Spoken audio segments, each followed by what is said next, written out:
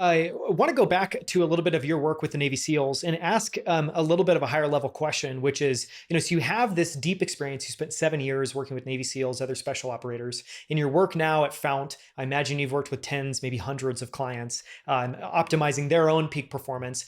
I would imagine you have a pretty big data set of just peak performers and what peak performance looks like. One of the questions I wanted to ask is just how do you think about the commonalities of peak performance? Because one, I think a lot of people like to try to kind of bucket peak performance. And I guess in my experience, it seems that actually all peak performers share a lot of attributes.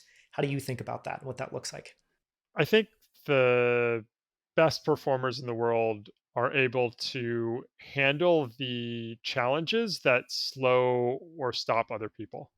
So they make decisions under uncertainty. They can, move forward consistently even when the stress levels are high. And they often have the ability to laugh about some parts of it.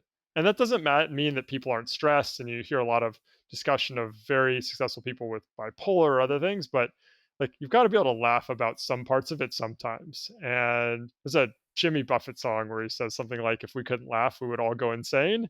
I grew up with Jimmy Buffett playing in the background, and so it comes to mind. So I think the ability to operate under uncertainty and high stress are the biggest pieces, especially in terms of making decisions and moving forward and not getting stuck. That bit about humor makes me think a little bit differently about Elon Musk's Twitter feed of memes and all sorts of just kind of ridiculous stuff. Is maybe that's actually just a way of blowing off steam, dealing with some of the stress that he's dealing with day to day.